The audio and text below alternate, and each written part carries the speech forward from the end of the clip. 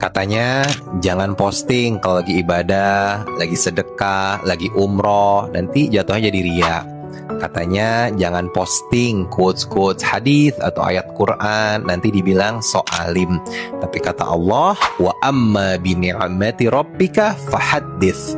Atas semua nikmat Allah yang diberikan padamu, siarkanlah, nyatakanlah, posting, share sebanyak-banyaknya, nggak apa-apa. Dunia sosial media kita hari ini dipenuhi dengan berbagai berita tentang keburukan, kejahatan, LGBT, dan hal-hal yang tidak baik lainnya. Maka timpalah itu dengan berbagai berita, postingan tentang kebaikan. Tapi nanti jadi ria.